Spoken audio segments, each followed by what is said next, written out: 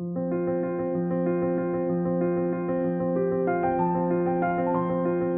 getting A plus B. What is our A here?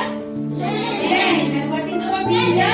Breadth. So perimeter of rectangle is 2 into length plus breadth. And what about the area? Area is length into breadth. So what is our length here? A. And what is our breadth? B. So can I write area equals to A into B? Now coming to the unit. In perimeter what we are doing? Adding or multiplication?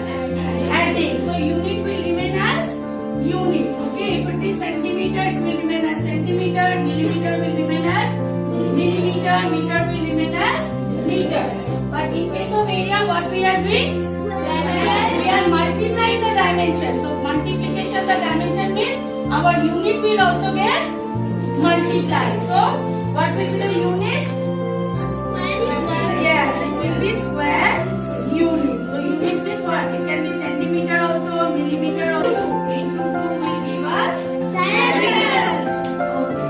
Now let's come to the concentric circle. What is concentric circle? Yes, so center is the same and radius are different. Now where is Priyanjal? How is your archery ring? Go now, Priyanjal, Bhumik, go. How is your archery ring? Where you have to put the arrow? In the center. And up. Beside the center, what you have? Different circles you have? Yes. And for different circles, you have different points. So, archery ring is the best example of concentric circle. Now, what is concentric circle? You have already told. So now, concentric circle means what it will have? Same center but different radius.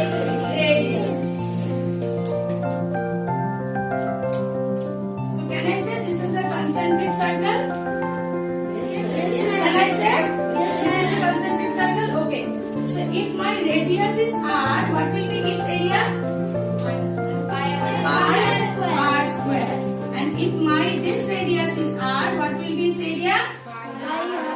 What will be its area? What R? Small r or capital R? Capital R.